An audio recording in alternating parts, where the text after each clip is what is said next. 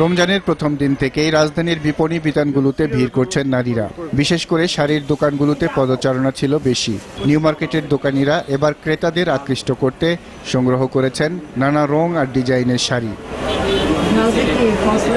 এসব শাড়ি খুঁটিয়ে খুঁটিয়ে দেখে পছন্দ করছেন ক্রেতারা। রোজা শুরু হওয়ার সাথে সাথে তো মার্কেটে যে পরিমাণ ভিড় শুরু হয়ে যায়, এই জন্য বাড়িতে পাঠানোর জন্য মা, বোন, বাবা আছে, ওদের জন্য টুকিটাকি আজকে যা কেনা যায় কিনে আগে পাঠিয়ে দেব।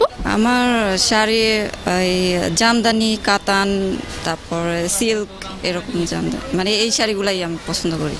আজকে মুসলিম জামদানি কিনতেছি। বিক্রেতারা জানিয়েছেন এবারের ঈদে চাহিদা আছে ঢাকাইয়া মসলিন, ঢাকাইয়া সিল্ক এবং তাঁতের শাড়ির। এছাড়া ভারতীয় ধুপিয়ান, কাতান, জামদানি এবং কাঞ্চিবরণ শাড়ির সমারোহ রয়েছে। কাতান শাড়ি আছে, বেলগাম, সুরাত, এই শাড়িগুলি এবার মার্কেটে ভালো চলতেছে। ভারত হতে যে শাড়িগুলো আসে ট্যাক্স বেড়ে যাওয়া এবার একটু দামটা বাড়তির দিকে আছে। Tangail silk, Tangail half silk আছে, তারপর আপনার টাঙ্গাইলের ফোর ফ্লাই আছে, সফট কাতান আছে। হরেক রকমের শাড়ির পসরা থাকলেও কোনো কোনো ক্ষেত্রে হতাশ বিক্রেতারা। ইন্ডিয়ান ভিসাটা সহজ করে দেওয়ার জন্য তো দেশের বড় বড় যারা ভালো কাস্টমার তারা সব কলকাতা চলে যায়, তো এই জন্য আমাদের এখানে বেচাকেনা একটু কম। যদি আমাদের দেশের সরকার বা এটা একটা পদক্ষেপ নেওয়া হয়তো আগামীতে আমাদের ব্যবসার জন্য ভালো হবে।